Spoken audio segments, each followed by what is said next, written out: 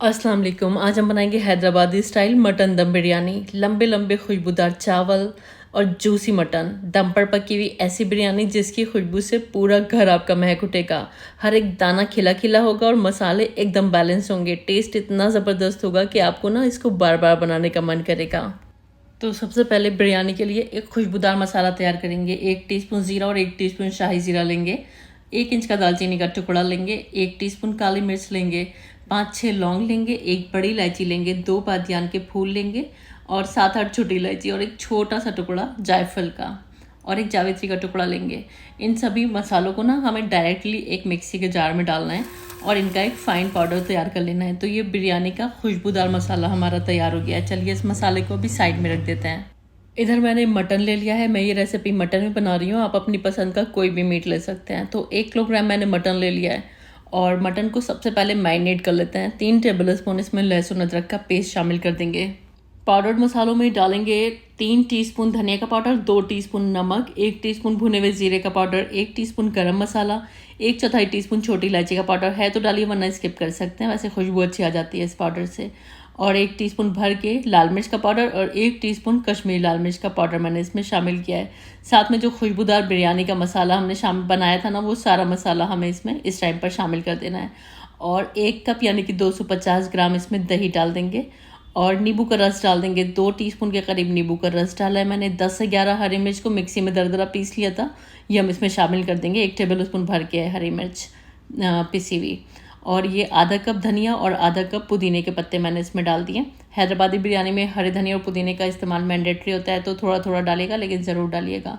और 3 प्याज को मैंने गोल्डन फ्राई किया था। 2 प्याज मैंने यहाँ पर डाल दी, 1 मैंने गार्निशिंग के लिए छोड़ दिया है। कप से नापेंगे तो 1 कप प्याज मैंने इसमें डाल दिया है। और 1 कप इसमें तेल डाल देंगे। 250 ग्राम तेल है। ये वही तेल है जिसमें मैंने प्याज को गोल्डन फ्राई किया था, क्योंकि इसमें प्याज का बड़ा अच्छा फ्लेवर होता है, तो वही तेल यूज़ करिएगा। सारे इंग्रेडिएंट्स मिलाकर इसको आधे से पौन घंटे मैरिनेट कर लें। मैरिनेट कर लेंगे तो टेस्ट इन्हेंस हो जाएगा। टाइम शॉर्ट है तो डायरेक्ट भी पकाया जा सकता है।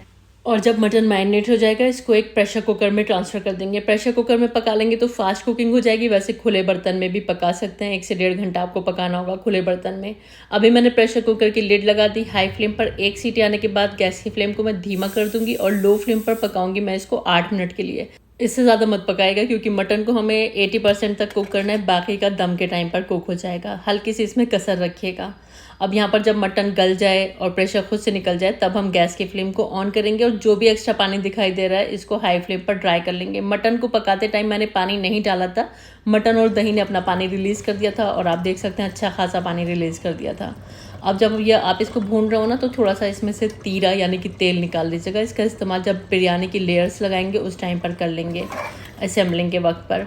और इसको हम हाई फ्लेम पर 7-8 मिनट भून लेंगे। थोड़ा सा इसका पानी ड्राई कर लेंगे, बहुत ज़्यादा ड्राई मत करेगा। तकरीबन आधा कप के करीब ग्रेवी होनी चाहिए इसमें।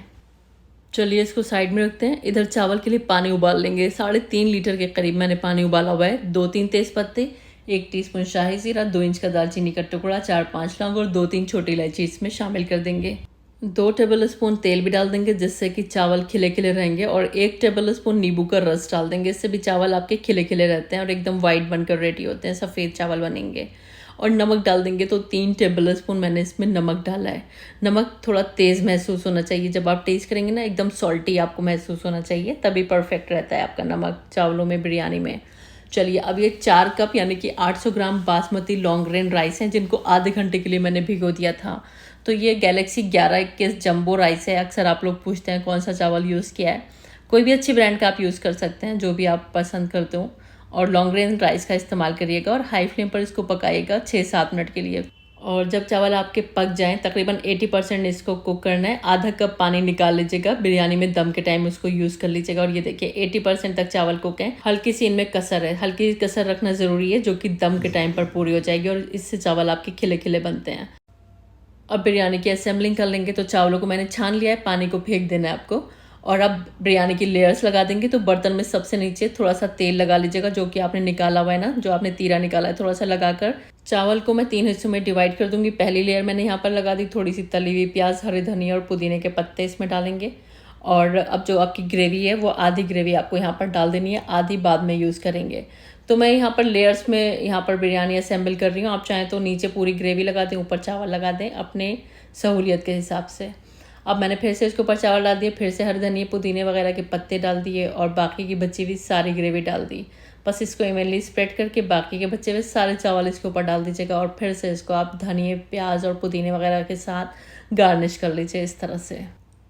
और अब सबसे ऊपर की जो लेयर है इसमें हम आधा कप दूध लेंगे, जिसमें 25-30 धागे मैंने सैफ़्रॉन के भिगो लिए थे। गुनगुना दूध लीजिएगा और सैफ़्रॉन को भिगोकर 10-15 मिनट छोड़ दीजिएगा, तो ये अच्छी तरह से अपना कलर रिलीज़ कर देता है।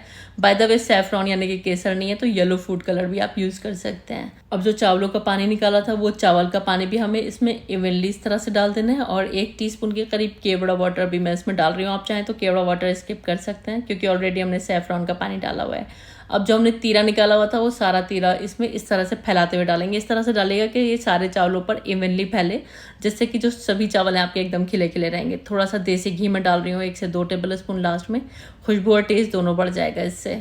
अब इसको दम पर लगा देंगे, तो एक तौलिया वगैरह आप रखिए, ऊपर से इसका ढक्कन रख दीजिए। 2 मिनट के लिए आपको बर्तन को तेज़ गर्म करना है। इसके बाद इसके नीचे कोई हैवी बॉटम तवा वगैरह लगा दीजिए। 2 मिनट के लिए उस तवे को भी अच्छी तरह से गर्म कर लीजिए। फिर गैस की फ्लेम को लो करके 12 से 15 मिनट इसको दम कर लीजिए और 12 से 15 मिनट के बाद ये है इसके फाइनल रिजल्ट्स। तो इस तरह से यहाँ पर बेहतरीन, बहुत एरोमेटिक, ज़बरदस्त आपकी हैदराबादी बिरयानी बनकर रेडी है। तो हमने यहाँ पर पक्के गोश्त की बिरयानी बनाई है, वैसे कच्चे गोश्त की भी बिरयानी बनती है जिसको कच्ची यखनी की बिरयानी बोलते हैं। तो कभी हुआ तो इंशाल्लाह मैं वो रेसिपी भी आपके साथ शेयर करूँगी। वैसे ऑलरेडी मेरे चैनल पर एक रेसिपी अपलोडेड है कच्चे गोश्त की बिरयानी की, उसका लिंक मैं डिस्क्रिप्शन बॉक्स में दे दूँगी, तो आप वो भी बना सकते हैं। और ये रेसिपी तो इतनी परफेक्ट और इतनी आसानी से बन जाती है कि जो न्यू कमर्स हैं, जिन्होंने नई नई कुकिंग सीखी है ना, वो भी इसको बहुत आसानी से बना सकते हैं। और बहुत आला बिरयानी बनती है, खुशबू इतनी ज़बरदस्त है और टेस्ट लाजवाब है।